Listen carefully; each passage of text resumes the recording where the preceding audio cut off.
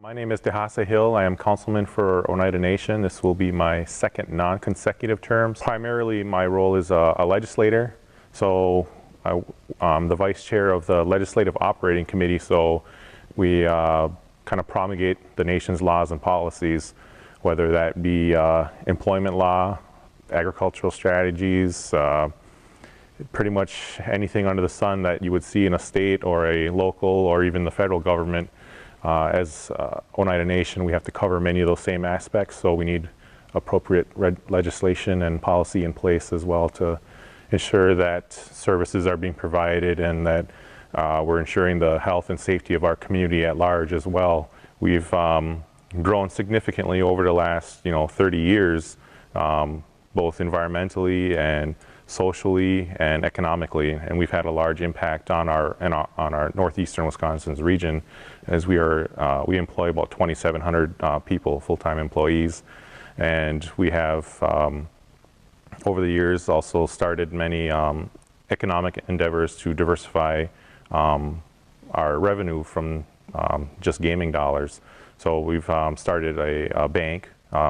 Bay Bank is a 100% Oneida-owned bank.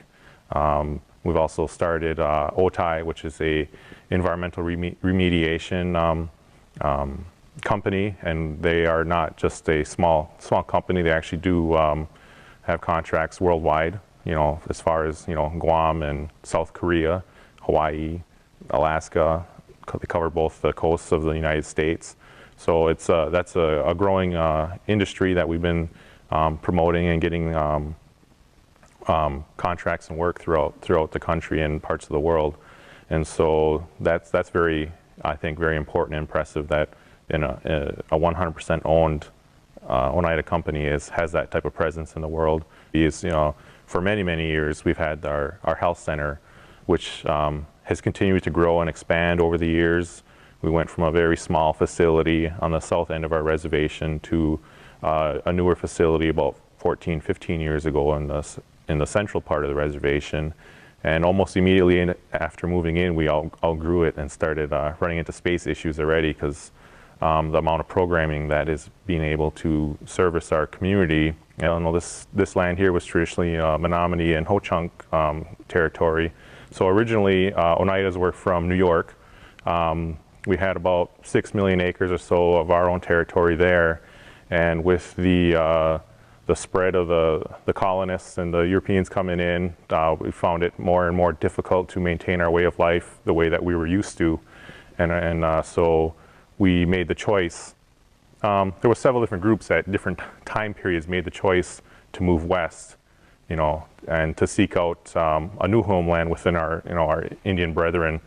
So 1820s and 1830s, we had purchased this land from the Menominees, which was, I believe, about 3 or 4 million acres. So from Door County all the way down past Oshkosh was Oneida territory at that time. And during that time period, as more and more Oneidas started to move into the area from New York, the Supreme Court actually ruled that a tribal nation could not buy or sell land from another tribal nation. So that's how, in this particular instance, how the federal government came in, and actually that was the first step in reducing our reservation from what we had purchased down to about 500,000 acres, and then eventually down to the 65,400 acres that we now have established as our federal reservation. That's like a very common interest, is keeping our language strong and preserving it, and not just preserving but actually learning it and using it so that it stays alive and vibrant. And so we had 3 clans, the Turtle, Bear, and the Wolf, and each one of those clans had 3 chiefs. And so the clan mothers of each of those clans would select amongst the men at the time their best, who they seen in their eyes would best fit the qualities that were needed to be a chief, a leader in our community. And so that's quite a bit different than having elected at large. How we believe that we're all connected. We're not just human beings aren't just the supreme being on this earth. We all need to be able to relate to the nature and the wildlife, because that's what sustains us, and that's what gives us our quality of life. So it's very important that, we take care as much as we can, because the environment takes care of us. So it's kind of reciprocal. So we need to make sure that we're doing our part as best we can in the society that we live in now. I mean, there's essentially no going back to, our traditional living in longhouses and, collecting wood for fire and for heat. And we can still grow, our own foods, as we have a large farm. We have a large ag farm, about 5,000 acres, and about 400 head of Black Angus beef and a couple hundred head of buffalo. So, we're all trying to do our part to make our community sustainable, and part of that sustainability is being able to feed our community and have clean drinking water for our community. Without those two things, this would be a desolate desert where not too many people want to live. So it goes a long way into sovereignty, as well as being able to provide those basic needs for health, human safety, food, water, and shelter.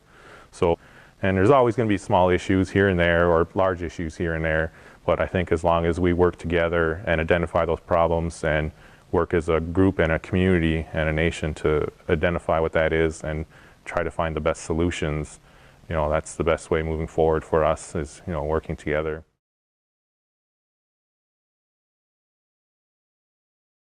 Oneida Nation, as you know, is a member of three primary components of the Oneida Nation: Oneida West, Central, and East. Central from New York originally. And that opens the door to the Haudenosaunee, which is the Seneca, the Cayuga, the Onondaga, the Oneida, the Mohawk, and the Tuscarora. And within that is a whole complex design of our worldview, our indigenous knowledge, and also the relationships, again, between those six.